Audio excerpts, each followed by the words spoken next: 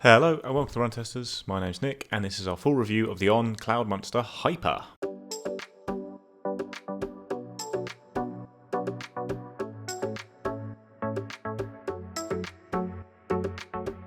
So the Cloudmonster Hyper is a new addition to the Cloudmonster line from On. It's designed to be more of a super trainer than the classic Cloudmonster, and that's mainly down to the addition of On's Peba foam into the midsole. It's a really expensive shoe. It costs £210 or $220, weighs in at 270 grams or 9.5 ounces in my UK size 9, and it's a fairly high stack shoe. It's got a drop of 6mm and a stack height of 37.5 at the heel, 31.5 at the forefoot. So it's a lighter shoe than the classic Cloudmonster with a higher stack, and that's because you've now got a dual density midsole.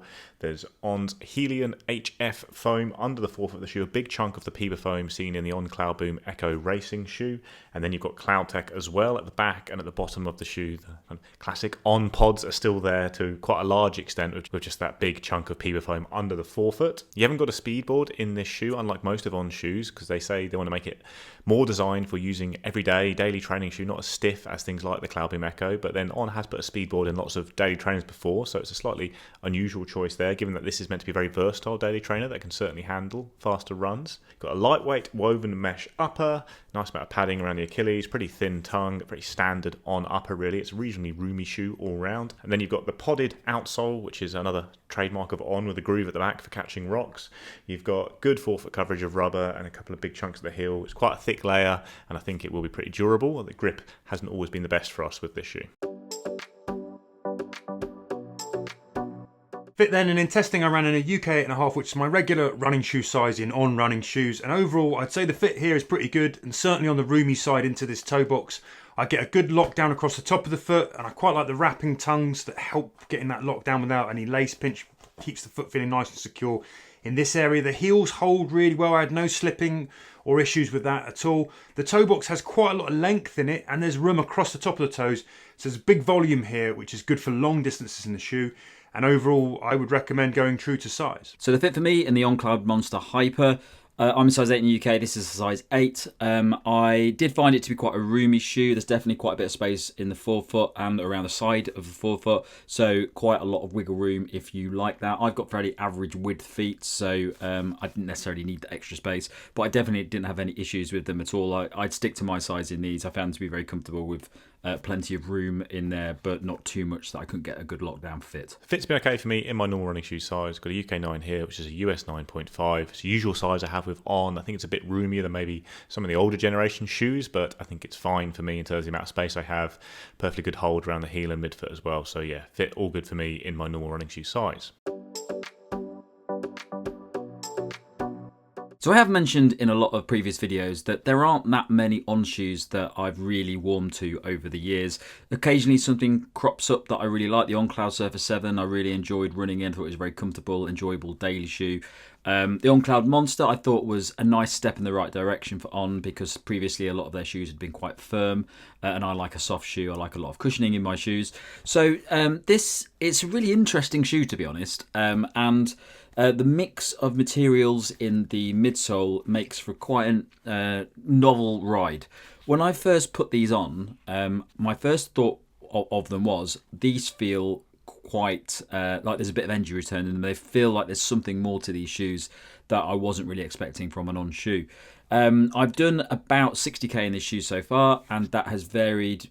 It's mainly been easier runs, but I have done an interval session in these as well to see how it performs when I'm running faster.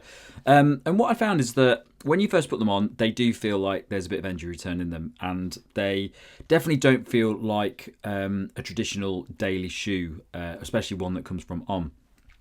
So it does feel to me like there's a little bit more versatility in this. That new Peba midsole foam that sits in the forefoot does offer a little bit of bounce that is over and above what you'd expect from the On Cloudmonster. But what I did find is that it doesn't seem to last all the time. So I went out and did that interval session in these. When I first picked up the pace in them, I thought there was a little bit more to this shoe. Over the course of the session, I think it sort of dropped for me, and that initial feeling that there was something more to this shoe disappeared a little bit. It's definitely not a versatile shoe for me when it comes to those interval sessions. I think you'd be all right doing tempo efforts in this at max. But it's definitely not a shoe that's designed for running really fast in, especially picking up the pace like 5k pace or 10k pace. It just can't do that. When you're running easier sessions in this, so I've gone up to about 20k in and a longer run at my easy pace, which is about 5 minute, 20 minute kilometers. And what I found is that it's fine, it does the job, but the weird mix of midsoles in here. You've got this firmer midsole at the back and then the Peba midsole at the front.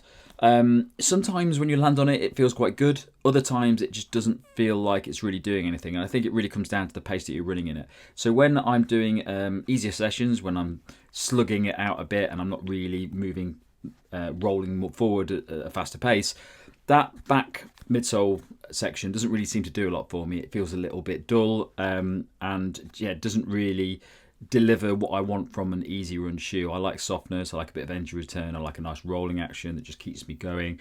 I don't think this shoe has got a lot of that. I think its sweet spot is probably those slightly faster daily efforts where you're going more towards your tempo pace, things like that, where you're hitting that Peba midsole foam at the front a little bit more. But it's minimal. I don't think it's a difficult shoe to categorize based on how it's been built, because I don't think there is a real sweet spot for this shoe. I think it's trying to do a few different things and not really achieving anything in a particularly impressive way. Having said that, I haven't disliked running in this shoe. I think it's a very comfortable shoe to wear. I definitely could use it for all of my daily sessions and be absolutely fine. But I think there's a lot of other shoes out there that do that and do it better and do it a lot cheaper. So the only thing I'd say about this is that the outsole, there is a lot of grip on it. I did find it quite slippy. I've been running out in the wet in Brighton quite a lot, and there's been a lot of inclines and declines. And I found that it's quite a hard grip on the outsole, and it did feel very slippy at some point. So I could feel my foot moving a little bit as I was hitting the ground and pulling back off again, which I didn't like. So I do think there's a bit of an issue with the grip on this, and I definitely would be wary of that if you're running in the wet a lot. So in testing, I've done a good 50k plus in the On Cloudmonster Hyper. I've done that at the usual range of paces, lots of easy, a good selection of fast or interval sessions, and a mix of hour-long plods right up to 90-minute efforts where I've had some marathon pace thrown in. That's mostly been on road, but I have done some light off-road too to test the stability. Now, where to start with this shoe? It's lighter than it looks. It looks like a big hulking thing, but it actually feels lighter on the foot. There's quite a good disappearing comfort overall. It's largely unfussy and an easy shoe to put on, lace up and run. For all of my runs, it's taken quite a while to warm up this midsole, and I've spent the first few miles being quite aware of these CloudTec elements that start off, I think, a bit rigid. And the footbed landing here is quite soft from the off. And if you like plenty of cushioning, you'll get that here. But in those early miles, there's a stiffness to the main outsole unit from the CloudTec that initially returns quite quickly, but it doesn't all feel 100% natural. There's a sort of slight disconnect to it.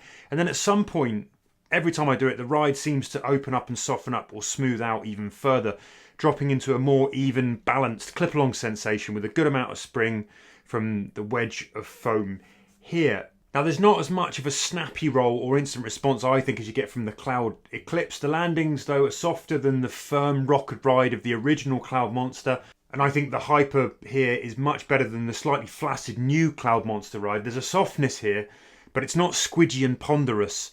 And overall, I find them like a really happy cruising shoe that has a little bit of energy as well.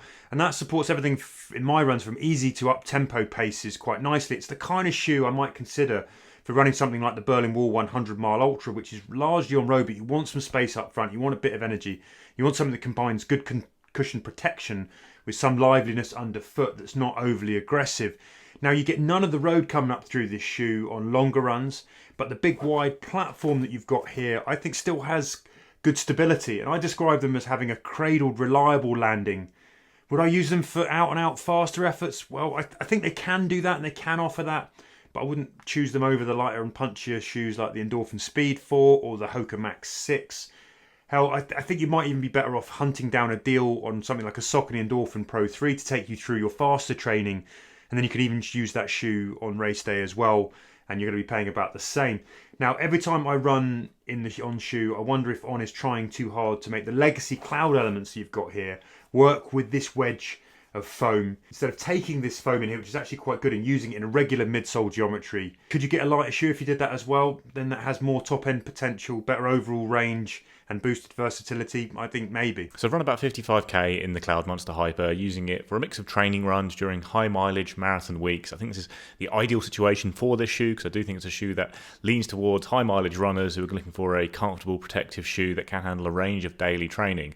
So at the end of the first run, I was pretty unconvinced by the price of this shoe, but I had quite enjoyed it by the end of that run. I did think it was reasonably comfortable and had kept my legs fresh on a recovery run in a tough week of training.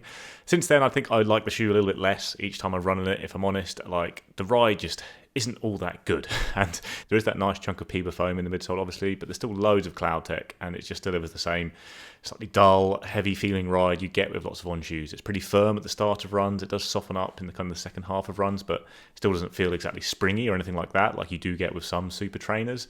And it just doesn't feel like a very versatile shoe to me. Like, this isn't a shoe I'd want to go and do any kind of fast running in, really. Like, didn't mind cruising around in it. Like I say, it protects the legs pretty well. You can run long in it, but I don't think I'd be picking up this shoe for like tempo runs, that kind of thing. And there are lots of versatile shoes available, and we're not even talking about the price yet, but there is the price as well, and it can't really do lots of things for that price. It's a shoe that has the rare and unwelcome quality of feeling heavier than it is on the run. It feels like a bottom-heavy shoe, and it doesn't feel like it's a very light and sprightly shoe. There are 270-gram shoes that feel a lot lighter than this, put it that way. It just feels like a cushioned shoe rather than a versatile daily trainer, and I just don't think you're getting a whole amount back from that midsole, even with that foam in the forefoot. So I think it's kind of okay. You can go and do your runs in it. It protects the legs pretty well. I don't think you're getting a particularly exciting ride. I think Peba foam in the midsole is very much muted by the CloudTec.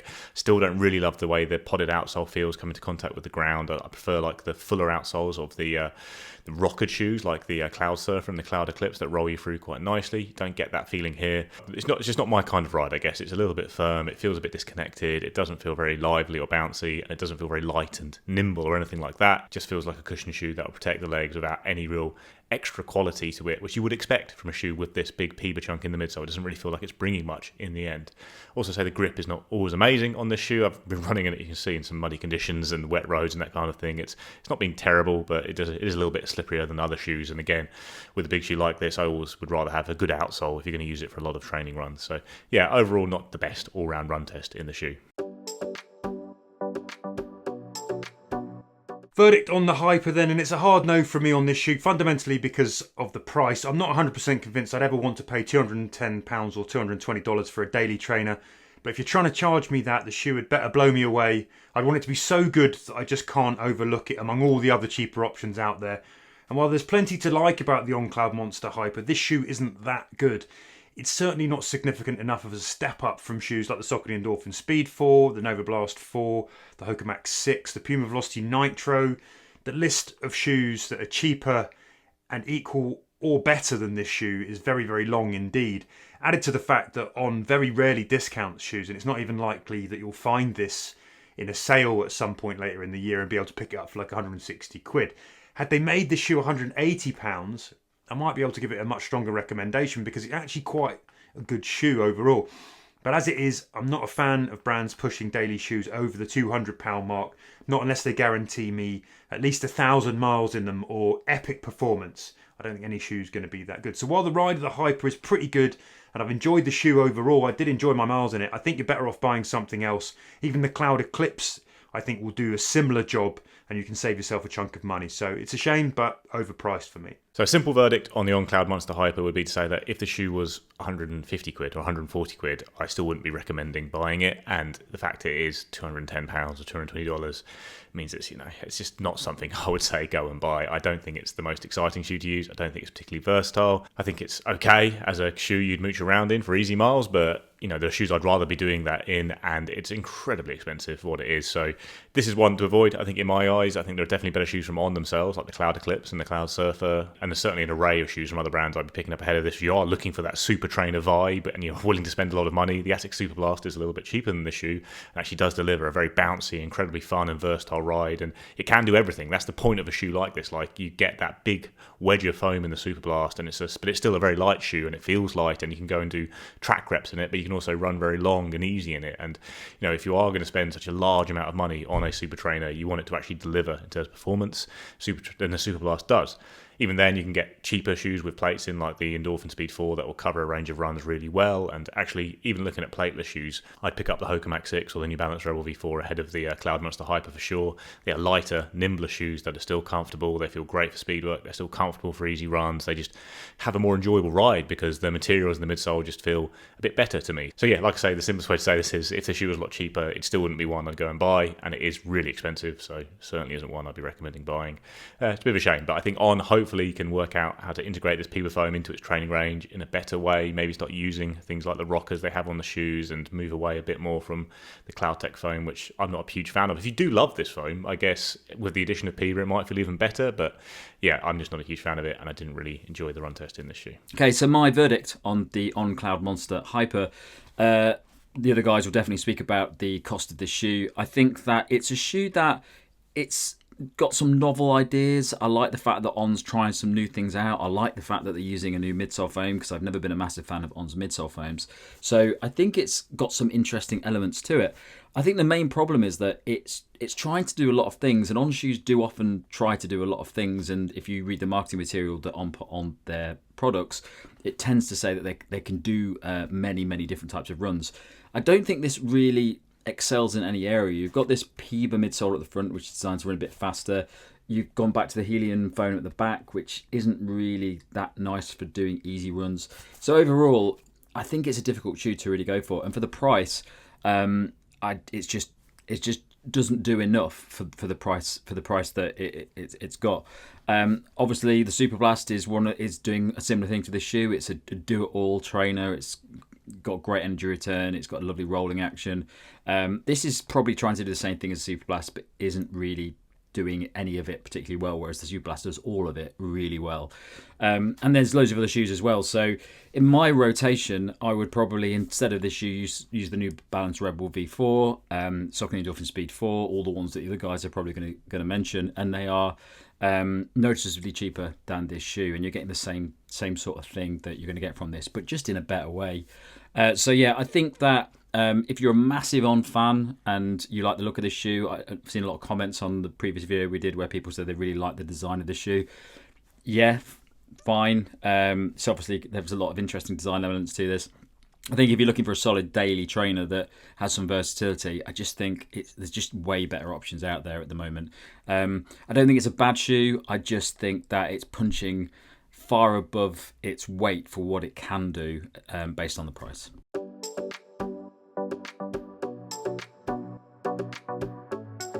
That's our review of the On Cloudmonster Hyper. Please do let us know what you think in the comments below. Like, subscribe, ring the little bell, and we'll see you next time.